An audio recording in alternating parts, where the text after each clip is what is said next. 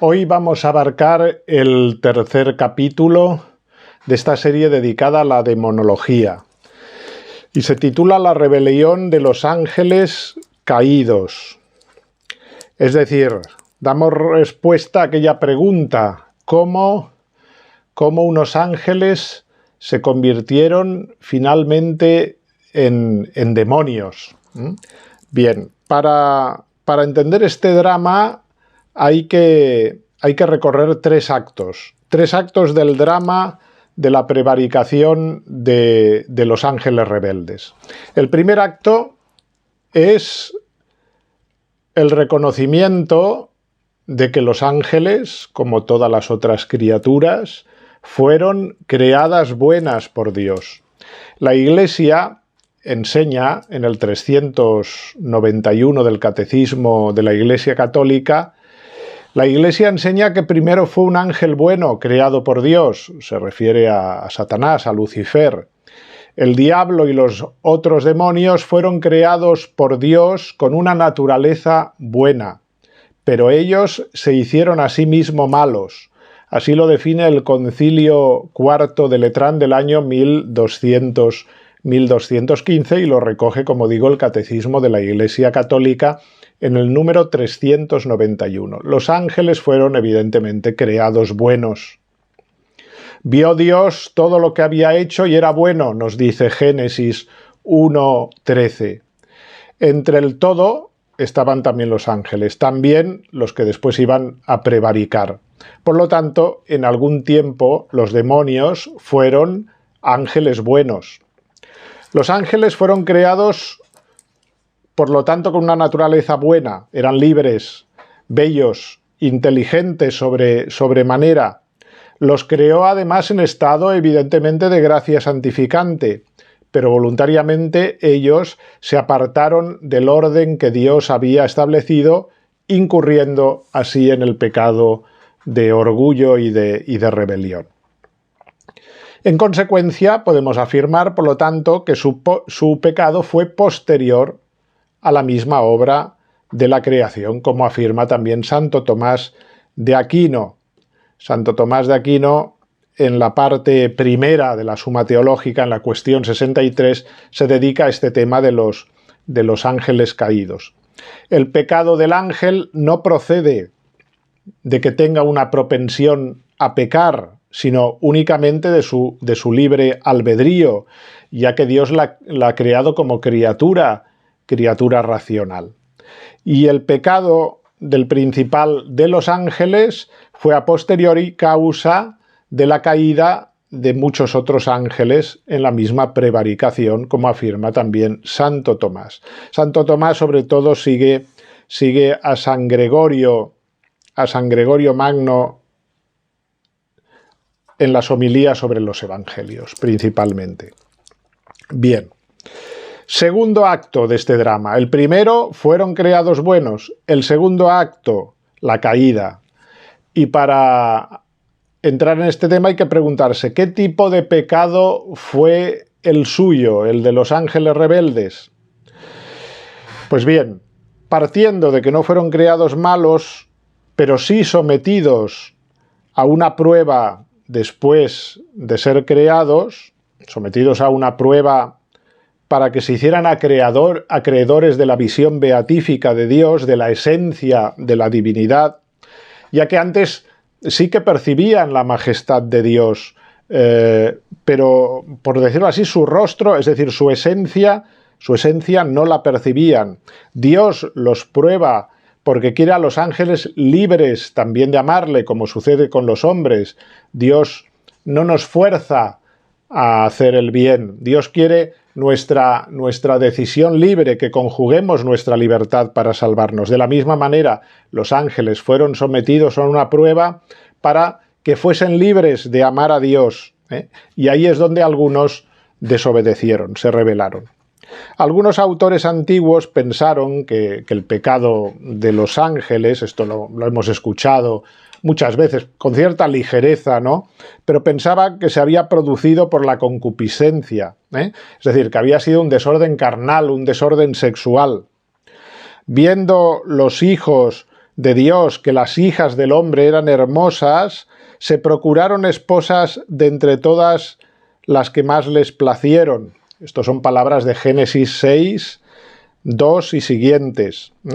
Pero aquí la alusión a los hijos de Dios no se refiere a ellos, a los ángeles, sino que se refiere más bien, dicen algunos autores, a los hijos de Set, mientras que cuando se habla de los hijos de los hombres eran los descendientes de Caín.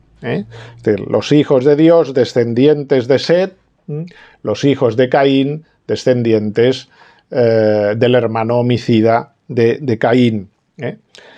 Este error nace principalmente de un libro apócrifo, el libro de Enoc, que explicaría el pecado de los ángeles como un pecado carnal nacido de la concupiscencia. Pero esta interpretación de Génesis, ¿no? y la posterior ampliación del tema en el libro apócrifo, vuelvo a decir, no inspirado, de Enoc, daría lugar pues, a esta vía de pensamiento un poco sorprendente, teniendo en cuenta que los ángeles son seres espirituales que no tienen cuerpo, por lo tanto no se sienten tentados en el orden carnal. Al que quiera profundizar más en este tema, pues siempre podemos recurrir a la bibliografía del padre Fortea, que siempre es muy amplia y dedica pues escritos a muchos temas, y tiene este libro que es pues más bien breve, porque el tema tampoco da para más, ¿no? Es decir, que es Enoc y los Nefilim, refiriéndose precisamente a esos que nacieron precisamente del contacto, los llamados gigantes, ¿no? Que nacieron del contacto pretendido contacto entre los ángeles y las hijas de los hombres y mujeres, ¿no? Cosa que, como digo, aunque el padre Fortea intenta varias vías de explicación, no hay nada que sepamos con certeza, porque en la fe no lo sabemos todo, hay cosas que son verdaderos misterios, ¿no? Y en la Sagrada Escritura hay pasajes, como el mismo padre Fortea afirma, ¿no? Muy bien dicho, pasajes que son muy importantes y otros no tanto. Entonces, tampoco hay que llegar a las elucubraciones angélicas, esas elucubraciones bizantinas, ¿no? Excesivas, que nos pueden distraer de lo esencial. Lo cierto es que el pecado de los ángeles, el pecado que les llevó a la rebelión, no fue un pecado carnal, como veremos. Vamos ahora a hablar de la naturaleza de ese pecado. San Justino en el siglo II decía que el demonio estaba ya caído de la gracia cuando tentaba a Eva. Por lo tanto, ese pecado posterior, digamos, de unos pretendidos ángeles que nos narra el libro apócrifo de Enoc, no sería el llamado pecado original de los ángeles que le llevaría a la rebelión y a su caída. Bien, San Juan Crisóstomo observaría que la naturaleza espiritual de los ángeles, evidentemente, como decíamos antes, no era compatible con el pecado carnal. Así lo dice en la homilía 22 sobre el Génesis. Ciertamente el pecado de Satanás se había producido ya antes de la creación de la mujer y del hombre. Santo Tomás de Aquino afirmó con claridad que el pecado de los ángeles fue un pecado de soberbia y de envidia. Esta es la naturaleza del pecado de los ángeles. Son pecados puramente espirituales, ya que los demonios no cometen pecados carnales, no pueden. Solo pueden darse en ellos aquellos pecados a los que les puede inclinar su naturaleza espiritual. Pecaron de soberbia y de envidia, como también San Agustín señala en De Civitate Dei, en la ciudad de Dios. Esto dice Santo Tomás: solamente puede haber en los ángeles malos aquellos pecados a los que puede tender la naturaleza espiritual, pero la naturaleza espiritual no tiende a los bienes propios del cuerpo. Bien, continúa. No someterse a la regla del superior en lo debido es precisamente lo que constituye el pecado de soberbia, que sería el pecado de los ángeles rebelándose contra Dios. Por lo tanto, el primer pecado del ángel no pudo ser más que el de soberbia. Tras el pecado de soberbia, continúa Santo Tomás, apareció en el ángel prevaricador el mal de la envidia, porque se dolió del bien del hombre y también de la grandeza divina, en cuanto que Dios se sirve del hombre para su gloria en contra de la voluntad del demonio. Soberbia y a posteriori envidia. En el momento de la elección, el príncipe de los demonios, en ese momento que tiene que elegir, ¿no?, el príncipe de los demonios se prefirió a sí mismo, movido por el orgullo, prefirió buscar su felicidad en sí mismo y no en su creador. Esta autorrealización, podríamos decir, de Satanás, este autocontemplarse como si fuese otro Narciso de la mitología, ¿no?, que autocontemplando su belleza finalmente cayó en el agua y pereció, como sabemos muy bien. Quiso poseer el poder de Dios. Este es el pecado de Satanás. Quiso poseer el poder que solo a Dios pertenece y apeteció tener la bienaventuranza final por su propia fuerza, ¿no? Es un pecado de carácter pelagiano. El pecado de envidia le vino al dolerse de la excelencia de Dios, ¿no?, y del bien que sabía que iba a gozar el hombre, ¿no?, por bondad de Dios. Siente envidia de que el hombre sea elevado de esa manera, ¿no?, cuando es una criatura inferior a los ángeles, ¿no? Tanto el pecado de soberbia como el de envidia se encuentran después en la tentación del demonio a Adán y Eva. Seréis como dioses, dice Génesis 3:4, ¿no? Es el pecado, nuevamente, el mismo pecado que aparece y con el que tienta Satanás a Adán y Eva. En el libro de la sabiduría se recuerda que el pecado original se produjo por la envidia del diablo. Sabiduría 2, 23, 24. Y el Catecismo de la Iglesia Católica, en su número 392, dice: la Escritura habla de un pecado de estos ángeles. Esta caída consiste en la elección libre de estos espíritus creados que rechazaron radical e irrevocablemente a Dios y su reino. Encontramos un reflejo de esta rebelión en las palabras del tentador a nuestros primeros padres: seréis como dioses. El diablo es pecador desde el principio, es padre de la mentira, dice el Catecismo.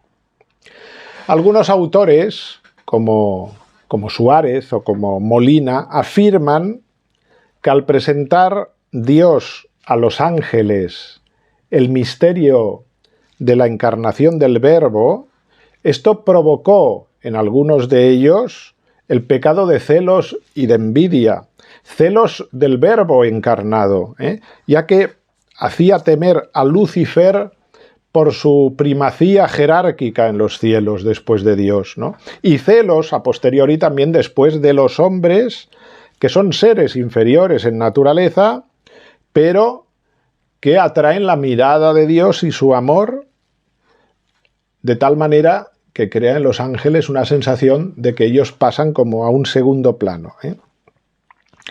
Tanto es así la predilección de Dios, ¿no?, por los hombres, ese amor tan grande, que la segunda persona de la Trinidad se va a encarnar en la naturaleza humana, algo que a Satanás le parece insoportable, le parece humillante, y de ahí su rebelión. Tercer acto. Hemos dicho, primer acto, fueron creados buenos. Segundo acto, la caída. Hemos visto la naturaleza de la caída, pecado de soberbia y de envidia. Y ahora vamos al tercer y último acto. Una batalla en el cielo, derrota y castigo. En Apocalipsis 12, 7 y siguientes se narra que hubo una gran batalla en el cielo, donde el arcángel Miguel combatió contra Satanás, al que llama el dragón. Lucifer fue precipitado hacia la tierra y luego de perseguir a la madre del Señor, va a hacer la guerra también al resto de sus hijos, los que guardan el testimonio de Jesús, dice textualmente Apocalipsis, es decir, los cristianos. Fijaos, Miguel, que quiere decir ¿quién como Dios? Viene a reivindicar Miguel contra Lucifer.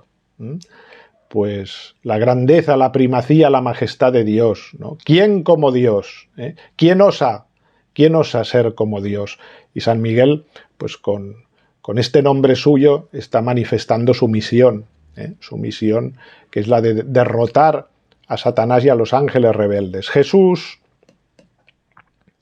en Lucas 10:18, dice que vio caer desde el cielo como un rayo a Satanás y a sus ángeles. Claro que lo vio como Hijo eterno de Dios, igual al Padre, con quien coexiste desde siempre, antes de la creación corpórea de los seres, y luego de haber creado el mundo invisible, que son los ángeles. Entonces fue precipitado Satanás. Isaías, unos 6 siglos antes de la venida de Jesús, también hacía la profecía y hacía referencia a la caída. Isaías 14, 12, 15. ¿Cómo has caído del cielo, lucero de la aurora, Lucifer, y estás tirado por tierra, tú que decías, escalaré los cielos, pondré mi trono por encima de las estrellas, y me sentaré en el monte más alto, en la cima de la montaña celeste, escalaré las nubes, seré igual que Dios, has caído en el abismo, en lo más hondo de la fosa. Explica también la naturaleza soberbia, el orgullo, que es la causa del pecado de los ángeles rebeldes. En 2 Pedro 2:4 dice, pues si Dios no perdonó a los ángeles que pecaron, sino que precipitándolos en los abismos tenebrosos del Tártaro, del infierno, los entregó para ser custodiados hasta el juicio. Bien, hay un castigo, ¿no? Un castigo para los ángeles precipitados al infierno. Se dice que arrastró, según la tradición, a la tercera parte de los ángeles esta rebelión. Lo que ahora llamamos demonios serían una tercera parte de aquellos ángeles que Dios creó, ¿no? La Biblia hace referencia a ello de alguna manera y de ahí lo induce la tradición, cuando dice que arrastró a la tercera parte de las estrellas del cielo, nos dice el Apocalipsis, teniendo por estrellas del cielo a esas criaturas celestes que son los ángeles. Bien, acabo con el 394 del Catecismo de la Iglesia Católica, porque toda esta rebelión tiene unas consecuencias porque va a empezar la labor insidiosa, a la que dedicaremos los capítulos siguientes, de Satanás y sus ángeles, contra el Hijo de Dios y también contra los cristianos. Dice así el Catecismo: la Escritura atestigua la influencia nefasta de aquel a quien Jesús llama homicida desde el principio, y que incluso intentó apartarlo de la misión recibida del Padre. El Hijo de Dios se manifestó para deshacer las obras del diablo, recoge el texto de 1 Juan 3:8. La más grave en consecuencia de estas obras ha sido la seducción mentirosa que ha inducido al hombre a desobedecer a Dios.